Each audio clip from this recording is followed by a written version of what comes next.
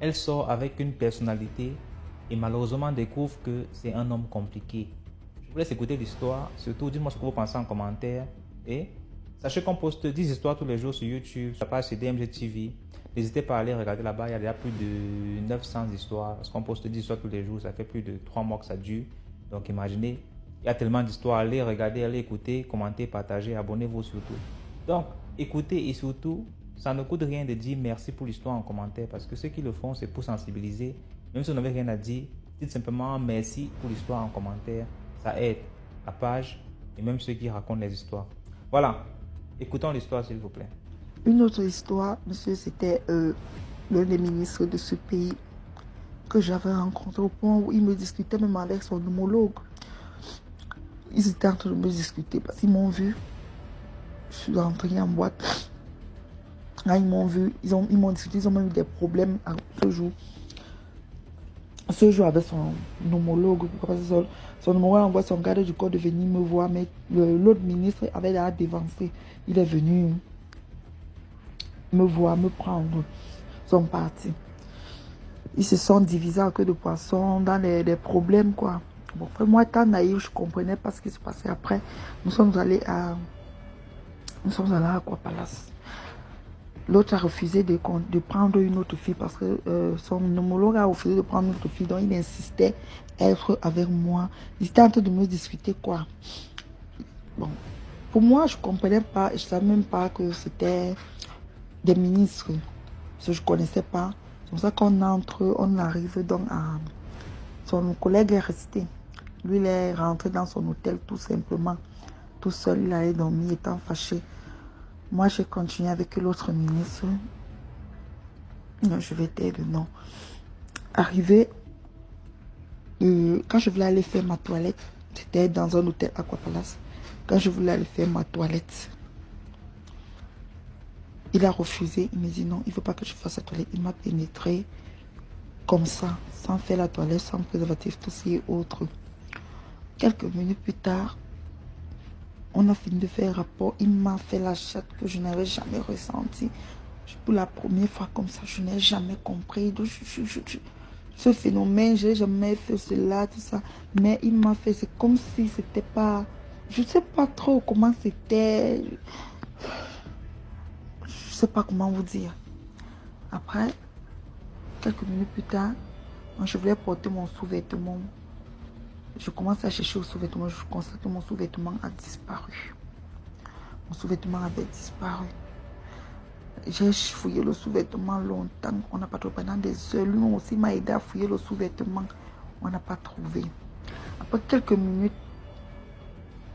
quelques heures plus tard, je me suis endormie. Après, je me réveille. Je trouvais le sous-vêtement qui était rempli de glaire. C'était mouillé de glaire. Tout mouillé. C'était mouillé, ça glissait. Tout le sous-vêtement était trempé de glaire, ça mouillait. Tout c'est haut. Je dis, mais attends, pourquoi après je suis restée tranquille? Quand vous voyez des trucs, étant naïf, vous ne pouvez pas parler, vous ne comprenez pas ce que c'est, tout ça et autres. Après, il m'a donné franchement de l'argent. Je suis partie. Je suis rentrée, son chauffeur qui allait me déposer à la maison. Après, on a commencé à se revoir. De temps en temps, je venais. Quand il venait même sur là, on se voyait.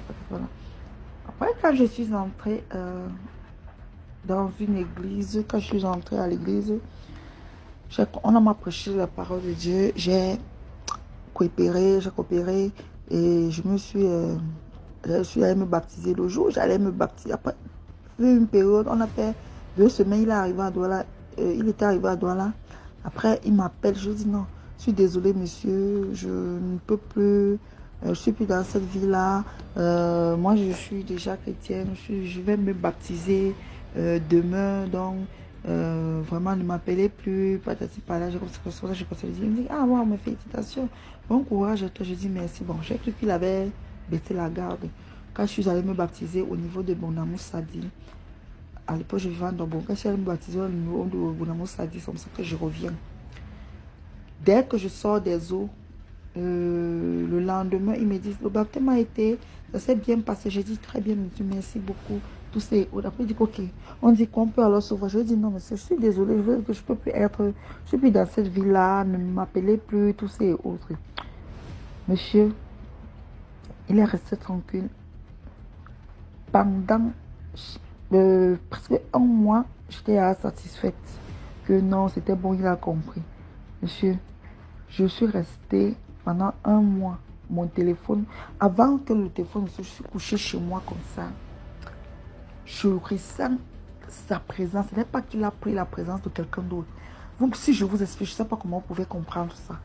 Il est venu en chair et en os, lui-même, mystiquement, spirituellement, visiblement, dans ma chambre. Venir monter, me faire des rapports sexuels. J'ai ressenti une présence sur moi. Comment mon corps pesait. Donc, je ressentais la présence d'une personne sur moi. La personne pesait tellement, la personne a tellement pesé sur moi que je veux même me détacher de là. Je ne dormais pas, monsieur. J'avais les yeux ouverts, mais c'était comme si c'était dans un autre monde que j'étais. J'étais là, je ne dormais plus parce que je me suis réveillée. Je devais déjà commencer la prière aux environs de 5h, 4h, comme ça, je me lever.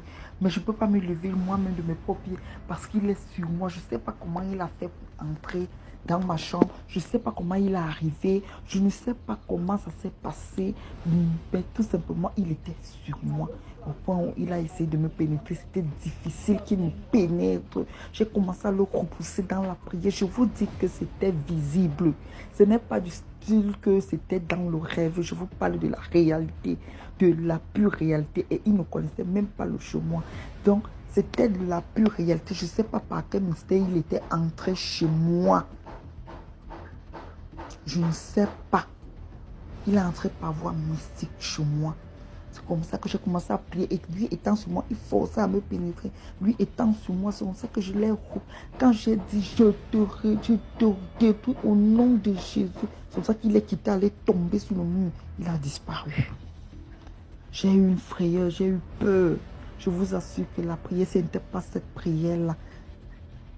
Oh, le nom de Jésus-Christ. Le nom de Jésus-Christ. Si celui qui méprise ce nom ne connaît pas la grandeur de ce nom, celui qui ne connaît pas le nom de Jésus-Christ n'est pas vivant. N'est pas vivant. Parce que j'ai ce témoin et j'ai les preuves vivantes. J'ai cette preuve vivante que le nom du Seigneur Jésus-Christ est une arme contre les ennemis. J'en suis témoin. Je suis un témoignage vivant. C'est comme ça que je le repousse donc avec la prière au nom de Jésus. Il allait tomber. J'ai commencé à prier. La peur, je regardais de toute la maison. La peur m'a prise. Je suis restée tranquille. J'ai fini de prier. En voulant mettre le pied au sol, il était 6 heures. En voulant mettre le pied au sol pour aller commencer à faire mes tâches ménagères. Mon téléphone sonne, c'est lui qui m'appelle. Il me dit, tu croyais que tu allais me bondir. J'ai dit, mais je suis restée là, je dis, pardon. J'ai commencé à crier, donc j'ai commencé à appeler tous mes frères en Christ. J'ai commencé à aller voir les chrétiens, les pasteurs, mon leader. En disant que, il y a comme si je commençais à expliquer. Ah bon, c'est vrai que j'avais honte d'expliquer ce qui m'est arrivé. Pourquoi? Parce que expliquer la vie dans laquelle j'ai rencontré telle personne, j'avais honte. Mais j'ai dit que je vais prendre mon courage à 2 mains. C'est comme ça que je suis partie. Expliquer, j'ai pris mon courage, j'ai tout expliqué ce qui se passait parce que je n'avais pas expliqué ça à quelqu'un. J'ai tout expliqué ça, ce qui se passait. Quand je veux sortir, quand maintenant je reviens, je suis allée expliquer, on a prié sur moi, on m'a demandé de changer mon numéro de téléphone pour qu'il puisse m'appeler. J'ai dit ok, je devais changer dans ça ce même jour ou le lendemain. Et quand j'entre dans la maison, je suis allée me laver en ressortant encore donc maintenant pour aller acheter une autre puce. Mon téléphone sonne, c'est lui qui m'appelle encore. J'entends la voix, c'est moi quand je décroche, je ne parle pas. J'entends les voix, non, les voix comme les incantations, tous ces autres. Il ne parlait pas. Il était là comme ça en train de faire. Moi aussi, j'étais en train de prier. Il incante, j'étais en train de prier. Comme je vous parle, c'est dans la réalité, devant la cour. C'est pour ça que j'ai commencé et j'ai arrêté au téléphone, j'ai changé de contact jusqu'aujourd'hui que je suis restée dans la...